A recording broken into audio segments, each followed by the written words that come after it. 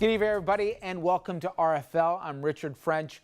What a week it's been. Well, we start tonight here with a story that will not go away and keeps getting more intriguing. I'm talking about the investigation into possible Russian tampering with the election and whether or not the Trump campaign had any contact with the Russians during it.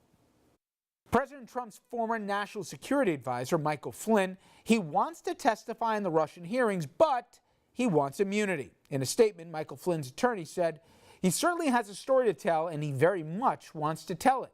The president, of course, weighed in on Twitter, where else, writing, Mike Flynn should ask for immunity and that this is a witch hunt, excuse for big election loss by media and Dems of historic proportion. So far, investigators are reportedly unwilling to cut a deal. House Oversight Chair Jason Chaffetz on Fox. I don't think Congress should give him immunity. If there's an open investigation by the FBI, that should not happen.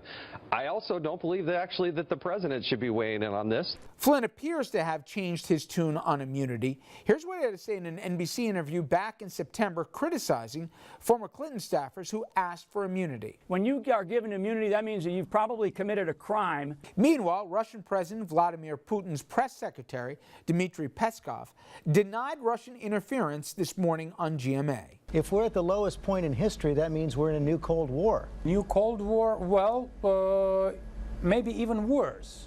All of this as the investigation into Russia continues in the Senate. This is not fake news. This is actually what happened to us. But those same hearings remain stalled in the House. The chairman of that committee refusing to say who at the White House provided him with those secret documents. His Democratic counterpart asking questions. So why all the cloak and dagger stuff? And that's something that we need to get to the bottom of. And for more on Russia and a lot more, we are joined by Republican New York Congressman Dan Donovan, representing Staten Island and part of Brooklyn. You know, fascinating your perspective as a former prosecutor, as I mentioned, with the investigation ongoing in the House with the Oversight Committee regarding Mr. Nunes, and one of your colleagues, fellow Republican Walter Jones, who serves on the Armed Services, said the following: how can you be chairman of a major committee and do all the things behind the scenes and keep your credibility? You can't keep your credibility. The perception, and you know, it's almost as important as reality right now, is this is a guy who isn't obsessed with the truth right now. He seems to be, at least in part, looking out for the White House, even involving them in the conversation before even his own committee members. Can he and should he still be running such a critical investigation? Well, that's up to the Speaker, Paul Ryan, and the Speaker has the utmost confidence in Chairman Nunes, and I have the utmost respect and confidence in Speaker Ryan. And there is checks and balances in this too, Richard. I mean, the committee is staffed by well-respected Democrats as well, and Adam Schiff, who's the ranking member of the committee, is there, and he's going to hear the information that Chairman Nunes apparently has already been briefed on. Let them do their work. Let's see what the results are. As a prosecutor for over 20 years, I know that those folks know a lot more than it's being reported in the media, and a lot more than any of us, even in Congress, know who aren't on the committees. Fair enough, but you reference Adam Schiff, who also, like yourself, is former prosecutor, former federal prosecutor based out of L.A. He and even the Republicans in the committee, they weren't even given the information that reportedly, and now has been confirmed, that the White House funneled to Nunes. To that point, he came out and said, what are we doing? They're subjects of our investigation as well. He's doing a press conference before he even shares it with fellow committee members. He's not the only one saying that Nunes has to step down. I've got more Republicans, I won't rattle them all off, that by the day are saying that he's already corrupted the public's trust here, that they're searching for the truth rather than treating this as a political football. Well, the chairman's never revealed to the public or anyone else what that information, that classified information is. He will inform the committee.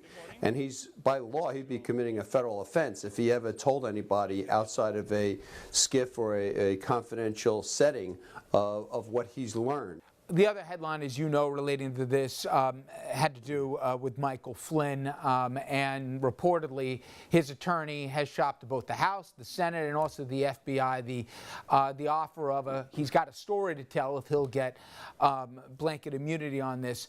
To that end, take a listen to what then candidate Trump and also candidate surrogate Michael Flynn had to say about immunity as it related to then their opponent Hillary Clinton. Then her aides took the Fifth Amendment and her ringleaders were given immunity.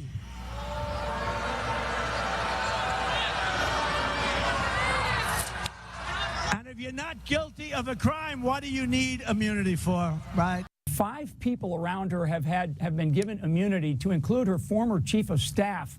When you are given immunity, that means that you've probably committed a crime. Now, apparently, Flynn isn't just asking for it. Again, we had an overnight tweet from the president who said that he ought to take an immunity deal. My question is, and again, I'm going back to your prior job, were they wrong then and right now, or vice versa as it relates to immunity? Does it mean you're guilty if you take immunity for something? And are they wrong now trying to get this? And if you were running the investigation, what would you want to know before you'd give them such an immunity? Well, most of the time what you do is you'd give somebody what we used to call a queen for a day proffer agreement, that we would listen to what you say. We would not use anything you told us in that proffering session against you, and then determine whether or not the information that you're going to testify about is worthy of immunity. That's what you do as a prosecutor. I'm not privy to what they're talking to Flynn about, so I don't know whether or not the information he's willing to provide is worthy of immunity. There's different kinds of immunity. There's use immunity, that we don't use what you say against you, but we can still prosecute you. There's transactional immunity, where we forego the ability to prosecute you, any of your actions during this transaction that's being investigated. So I don't know what they're talking about as far as what kind of immunity they're offering. I'm not sure, but those are the 2 types of immunity that are given to people. Those are the ways that I would conduct an investigation. I have a proffer session first to see what you had to say before I granted anyone immunity. You do get immunity for that proffer session, but you don't get immunity for the transaction in one of those proffer sessions. In terms of priorities, Congressman, we thought after the debacle with health care, and you were vocal about some of your issues with it, that they were going to move on and put it on the back burner, health care, maybe move to infrastructure or budget, etc. There's internal fights, and now the president's going after even fellow Republicans in terms of the Freedom Caucus, saying they're as big of a problem as anybody, and look out in 2018, he may be coming after them in the districts.